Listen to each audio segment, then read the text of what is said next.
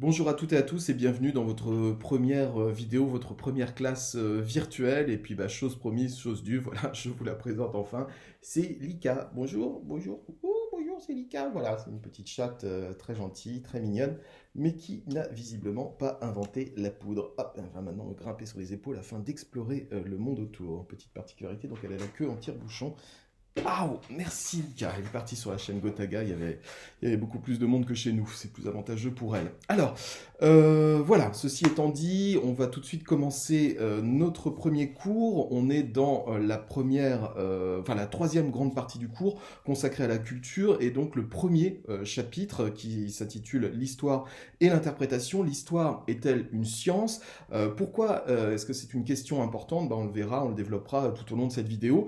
Vous avez dû recevoir hier le cours sur format Word et je pense que vous avez commencé à le lire, à le parcourir. Donc là aujourd'hui, ce qu'on va faire à travers toute une série de vidéos, je vais faire des vidéos assez courtes parce que visiblement, voilà, ma webcam a l'air de bugger un petit peu à certains moments. Donc si l'image se fige, ne vous en faites pas, hein, vous me regardez pas et puis vous continuez à écouter ce que je raconte. Aujourd'hui, dans un premier temps, donc on va aborder la toute première partie de ce cours et puis au fur et à mesure de la semaine, vous recevrez les vidéos suivantes afin d'étudier. Alors, ça va se passer comme quand on fait un cours en accéléré, hein, vous savez, on l'a déjà fait en classe, je vous distribue l'essentiel, et puis c'est important donc d'avoir avec vous, là, maintenant, chez vous, un surligneur, un stabilo, de façon à mettre en évidence les parties vraiment importantes de ce qu'on va raconter. D'avoir aussi une feuille de papier à côté avec un crayon pour prendre les quelques notes supplémentaires, et puis aussi d'avoir votre répertoire. C'est une chose importante d'avoir ce répertoire de façon à noter les différentes définitions. Voilà, on va pouvoir attaquer. Ah oui, et puis tiens, très important aussi, même si on va pas énormément s'en servir dans ce chapitre, ayez aussi votre manuel de philosophie, puisqu'on va lire aussi des textes. Alors dans ce chapitre, il n'y aura pas énormément de textes, je crois qu'il y en aura un seul, un texte de Kant. Eh bien c'est parti, je vais maintenant ouvrir mon document de façon à pouvoir le lire, donc soyez attentifs, suivez avec moi. Alors l'avantage d'avoir une vidéo, c'est aussi que vous pouvez faire pause quand vous voulez prendre des notes, et puis vous pourrez aussi, important, dans l'espace commentaire, mettre vos commentaires. Je sais que la TES1, vous avez fait aussi un groupe WhatsApp, donc vous pourrez me poser les questions via WhatsApp. Si la TES2, vous voulez monter un groupe WhatsApp pour la même raison, n'hésitez pas à le faire. Voilà, on va commencer donc la lecture de ce cours. Hop, il s'agit bien de l'histoire et l'interprétation. Voilà, hop, je le mets en place sur mon ordinateur de façon à avoir un visuel malgré tout de moi pour voir si l'image ne fige pas. Clac, c'est parti, Squeezie Brozek, troisième partie, la culture, donc l'histoire est-elle une science? Alors pourquoi est-ce que c'est important de se demander si l'histoire est une science? C'est important parce que, vous le savez, hein, l'histoire, enfin la science est tout autour de nous, elle nous environne tous les jours. Si je suis ici en train de vous faire ce cours et si vous me recevez, c'est parce qu'il y a eu assez de science pour fabriquer des ordinateurs, pour fabriquer des téléphones portables. Cette paire de lunettes, c'est grâce à la science hein, qu'on peut fabriquer des lunettes, des vêtements, tout. Bref, donc la science régit à peu près toutes les parties de notre vie. Et puis aussi le simple fait que je sois assis sur une chaise et que je puisse expliquer grâce à la loi de la gravité pourquoi je m'envole pas vers le plafond, c'est aussi la science. Donc la science elle est présente partout dans notre vie.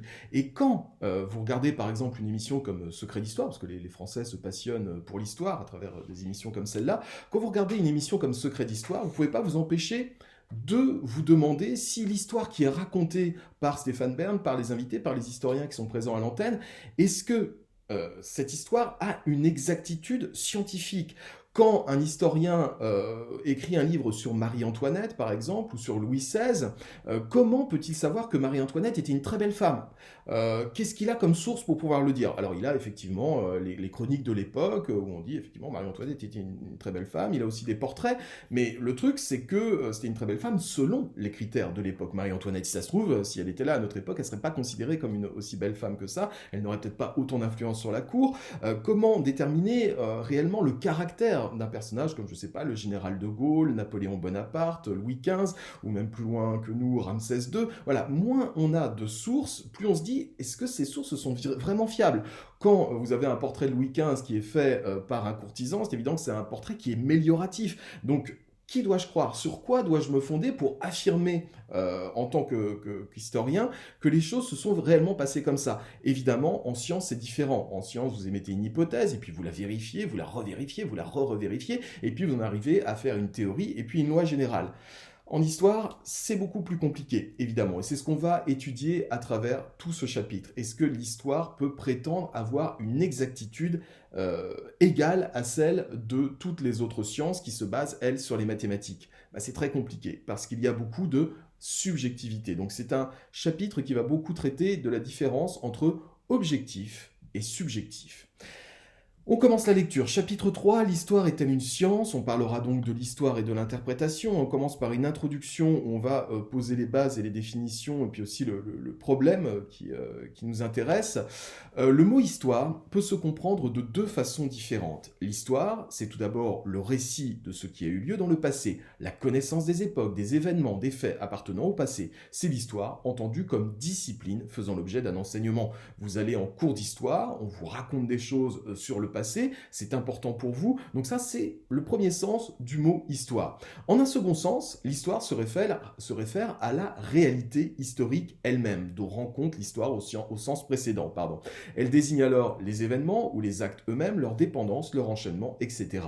C'est en ce sens qu'on peut parler du cours de l'histoire. L'histoire, c'est aussi ça. Nous sommes dedans. En ce moment même, nous sommes dans l'histoire. Et de façon très importante, malheureusement, avec cette crise profonde du Covid-19, vous pouvez être sûr que vos enfants, dans quelques années, quand ils iront à l'école, dans leur livre d'histoire, on parlera du Covid-19, on parlera de cette crise sanitaire. Mais comment est-ce qu'on en parlera? Est-ce que ce sera plutôt quelque chose d'anecdotique sur l'année? Imaginez, je sais pas, on trouve un vaccin dans une semaine, et puis la crise se résorbe, la crise se résout, et finalement, c'était pas si grave que ça. Eh bien, voilà, ce sera considéré comme plutôt anecdotique, il y aura sans doute des faits qui auront plus d'importance dans les manuels d'histoire dans 20, 30, 40 ou 50 ans. Mais le Covid-19 peut être aussi une crise grave, profonde, malheureusement, c'est un peu le scénario qui est envisagé. Dans ce cas-là, effectivement, cette crise aura une importance énorme pour l'histoire future. Elle aura aussi des répercussions sur l'histoire future. Mais on ne peut pas le savoir, parce que quand on est embarqué dans l'histoire, on ne peut pas savoir comment cette histoire sera racontée en tant que discipline. Je peux vous assurer qu'en France, entre 43 et 45, le général de Gaulle, pour énormément de Français, c'était juste un petit rigolo. Un petit général complètement inconnu qui faisait plus ou moins des manœuvres à Londres, etc. Il n'était même pas en France. Enfin bref, le général de Gaulle n'était pas très très pris au sérieux. Aujourd'hui, le général de Gaulle, on le sait, est un des plus grands personnages de l'histoire de France. Qui aurait pu le prévoir à l'époque? Donc il y a toujours un différentiel entre l'histoire telle qu'on la vit, l'histoire de maintenant, l'histoire immédiate, et l'histoire telle qu'elle sera racontée dans le futur. Ça, effectivement, ça fait partie aussi de la subjectivité de l'histoire. Comment est-ce qu'on retient, comment est-ce qu'on donne de l'importance à certains événements du passé?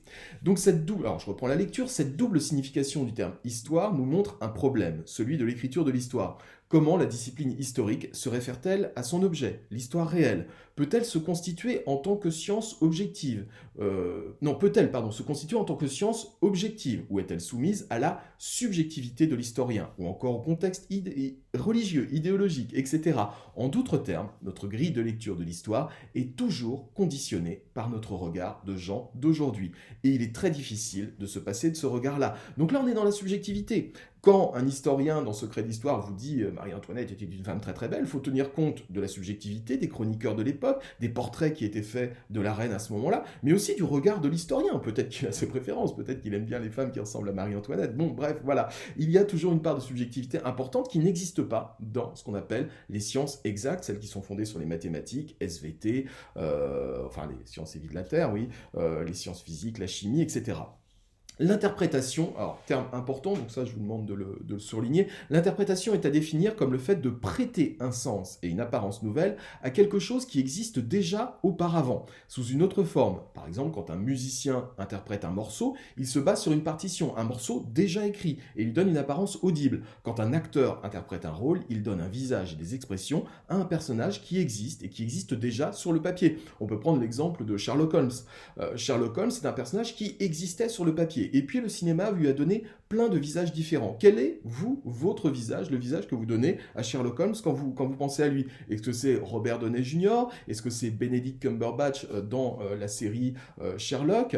Est-ce que c'est Basil Rathbone, cet ancien acteur qui avait laissé un visage très célèbre à Sherlock Holmes avec sa pipe et son chapeau à carreaux? Ben voilà, chacun a son interprétation et le cinéma a donné différentes interprétations d'un même personnage qui existait sur le papier. L'histoire, c'est un peu la même chose. Chaque regard d'historien est forcément influencé, dirigé par des sources différentes et il a sa propre subjectivité, ce qui fait que l'histoire est énormément occupée par l'interprétation. Dans ce cas-là, prétendre que l'histoire est une science, c'est un petit peu compliqué. La question qui se pose est la suivante. L'histoire est-elle une science? Autrement dit, regarder et analyser le passé est-il forcément subjectif ou bien notre regard peut-il devenir aussi objectif que celui d'un mathématicien? C'est vraiment toute la question importante, toute la problématique à laquelle on s'intéressera dans ce chapitre. Voilà, on va arrêter la vidéo ici, on ne prend que l'introduction et puis très vite je vous fais la vidéo suivante qui sera consacrée cette fois à l'histoire, recherche, l'objectivité scientifique. À très vite.